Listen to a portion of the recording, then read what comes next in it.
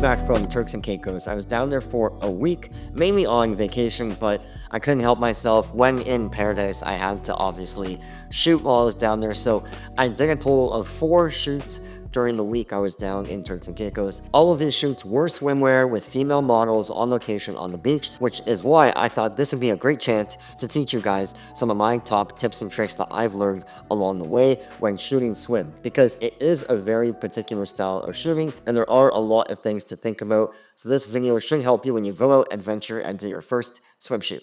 Let's go. Alright, tip number 1, we're diving right into it. Bring the right gear. Now, when it comes to your camera and lens choice, it actually doesn't really matter. That's not the gear I'm talking about. I'm more so talking about the smaller pieces of gear that you might not think about that could come really in handy for a swim shoot. First, one quick note on lenses specifically. Everyone has their own style of shooting when it comes to swim, and therefore portraits in swim on location. Some people prefer to shoot wider at 24 or 35. Others, like me, prefer to shoot a bit tight, around 50 to 85 or even deeper than that. It really is just personal preference. I like to personally have a range of focal lengths. I'm using my Tamron 28 to 75 because it's just the best all-around focal length lens for both wide shots to set the scene of where I am, and tighter shots into 75 for really close-up intimate portraits. Now, let's talk about filters. I highly recommend that you shoot with a neutral density, an ND filter, for most of your swim shoots, because odds are when you're dealing with the elements of sun, clouds, sand, skin tones, and ocean, there's a lot of dynamic range going on, so a neutral density filter will help to compress and bring together all that range and make sure that you don't blow anything out or lose anything too deep in the shadows. Now, one mistake that I did do early on is I used to use variable ND filters because they're quick and easy and super fast to change between neutral density strengths, but the downside is that with cheaper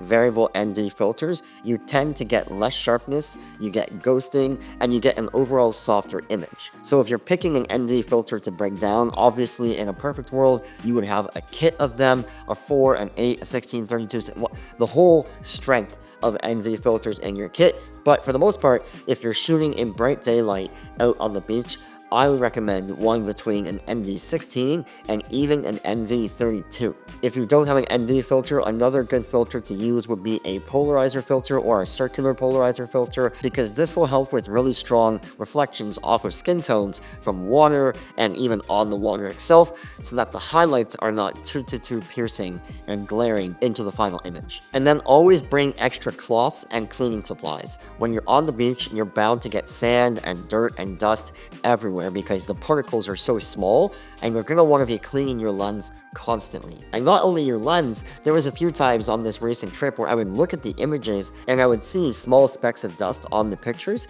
and I would check my lens and the lens is totally clean. And where was the dust? It was on the sensor itself. Sometimes the dust particles are so small that they can even get into the crevices between your lens and your camera and get onto the sensor. So it's always good to be cognizant of that and to be constantly cleaning your lens, your sensor, and the back of your lens as well. Alright, tip number 2. Be considerate of comfort and privacy. Obviously, when shooting swim, your models are going to be much more exposed than normal, so you want to be considerate of that fact, give them space, and give them privacy when doing things like wardrobe changes, or putting them into position, or navigating them around the set.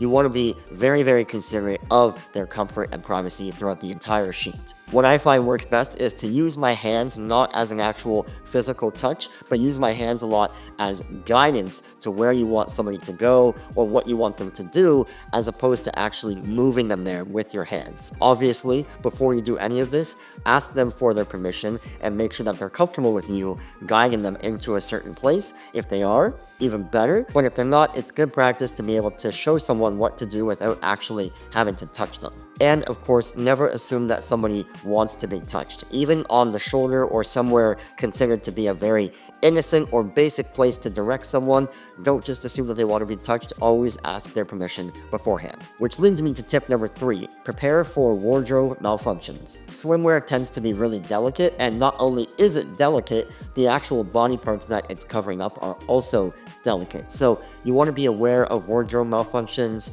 If you see anything that's off or see anything that might need to be covered up more just because of obvious reasons, then politely point it out to the model or to the assistant and have them adjust it themselves. Don't make a big deal out of it. Obviously, it happens all the time, and sometimes, a lot of the time actually, the model can't see the wardrobe malfunction happening, so it's just a good idea to politely point it out and move on. Tip number 4, and this is a huge one, you want to plan around lighting and timing. Obviously, shooting outdoors in the bright elements like the bright sun can be really hard on the camera and therefore on you as a photographer. So I recommend always trying to shoot earlier on in the day before, I would say, 9:30, 10 o'clock in the morning, or after 3 p.m. where the sun is much lower in the sky. You can direct your shots and models more appropriately, and you're not having to deal with constant raccoon eyes and harsh shadows. Now, this is not a hard set rule because sometimes the creative vision does call for really harsh shadows, but if you are going to use that really high noon harsh light, you want to know how to use it. For example, I'm almost always using an on-camera speed light or flash to fill any shadows in my portraits, no matter what time of day. It's especially helpful for high noon or harsh light situations where the shadows are basically black, but with a flash or a speed light, you can at least fill in some of those shadows so it's not so intense. I can probably make a whole video just on this one topic because it is a very technical and intense thing to understand how a flash works in conjunction with the sun, but just so you know, it is good to be aware of the fact that harsh sun can sometimes, a lot of the time, be hard to use. Tip number 5. Choose locations wisely. It's easy to assume that when you go down south or somewhere tropical that everywhere is a beautiful place to shoot, but that's not necessarily the case. You want to consider your background, what's going to be behind your subject, and your foreground, what's in front of your subject, or what they're going to be interacting with. For example, you might walk onto the most perfect, flat, beautiful sand beach with beautiful blue turquoise waters and nothing for miles and miles and miles. But there's actually not anything interesting in that frame. It might seem beautiful at first, but when you actually place your model in that picture, you're going to realize that there's actually not much going on. I tend to shoot with other elements such as palm trees or rock formations or bushes to really add an extra element of background or dimension to the frame. But that leads me to my next tip, tip number 6, which is keep it simple. This might sound contrary to what I just said in tip number 5, but this is a bit different. You want to make sure that the focus of the picture is the person, the model, and the swimwear in conjunction with where they are, the context of the environment. But don't overpopulate the scene with things or extra background objects or noise, as I call it, because then the attention goes away from the model and the swimwear and goes towards just other things. This is obviously true in all genres of photography, and it's also true in swim. Alright, tip number 7, let's talk about posing. Now, sometimes you have models that have shot for swim a ton in the past, and they know exactly how to move their body, what angles to use towards the camera, and it's basically effortless for you as a photographer. But other times, a lot of the time, you're going to work with models that haven't shot a lot of swim, and they might appear a bit more rigid or robotic on the camera compared to other genres of portraits. What I like to do is I like to get a little bit goofy, a little bit confident, and show them exactly what pose I would want them to do on camera. Yes, it might look stupid for you to go into the frame and do the pose yourself, but hey, it'll really break down that barrier for the model, make them feel comfortable, and honestly help them understand exactly what it is that you want. I always say the best direction in photography is to just show them exactly what you want. So get in there, get in the shot, model for them for a second, and then that way they can jump back in and do exactly what you just showed them. Tip number 8, and this goes with the previous posing one, is that you want to exude a very relaxed and unbothered energy in your portraits. Unless the swim shoot is meant for a high fashion publication, a lot of the time the best poses for swim are ones where the model looks super relaxed and unbothered and therefore super confident in their skin. A lot of the time I'll get my models to do some jumping jacks, dance, wiggle around to really loosen up their limbs and their bone structure so that when they actually go into poses, they're less robotic and tense and they're more just relaxed and chill and ready for the camera. Tip number 9, still on the posing train, and that's you want to create a lot of S shapes with the female form. The feminine figure has more natural curves than the male figure, and therefore you want to use that to your advantage when posing. This will definitely help to create a much more soft and approachable pose as opposed to one that is much more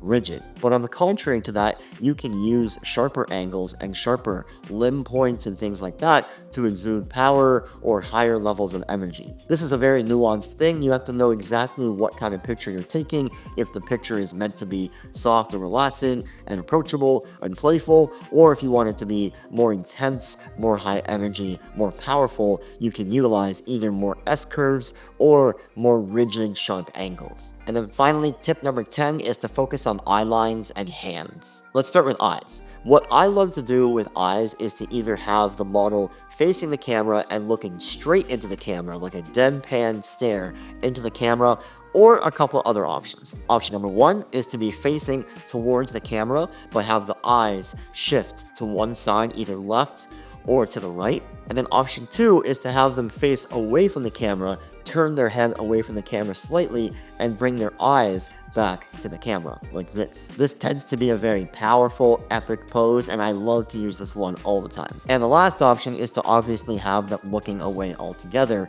with their head tilted away and their eye line going off into the distance or off into the horizon. It creates a very dreamlike and wondering what's kind of happening beyond the camera kind of feel. A couple other fun ones that you can try out is you can shoot from a higher angle up above, have them lower their chin just a little bit, and then bring their eyes back up to the camera. That's a really cool pose. And then the opposite of that is to shoot from low, like this, have them raise their chin just a bit and bring the eye line down to the camera. Both of those are really cool, really fun, and by itself add a really interesting element to the picture. And finally, hands. Hands are great because they're super playful, they're super fun, they can add an action, or they can even be utilized as a prop in your shot. I will use hands a lot to have my models run through their hair like this. I'll get them to kind of like run down their face like this and capture somewhere in the middle there. I'll get them to hold their neck like that. I'll get them to put their hands up and block the sun through their hands and get the shadow of their hands on their face. That's a really cool shot. I'll also get them to play with their actual swimsuit, a bikini, or a one piece using the straps or the sides of the bathing suit. All of these are great ways to utilize hands in your shot and make it, again, more playful and not just have the hands by the side like this. Now, I will say a lot of these tips and tricks were more so for you as a photographer when you're on set, but not specifically how to actually execute on the shots, what settings to use, what angles to shoot at, all of that. That will come in a future video, but these are more so for you as a photographer to feel more confident and comfortable going into your first swim shoot. If you guys like this video, then definitely hit that subscribe button. Leave a comment down below what you want to see more of on this channel. And until next time, I will catch you guys in the next one. Peace.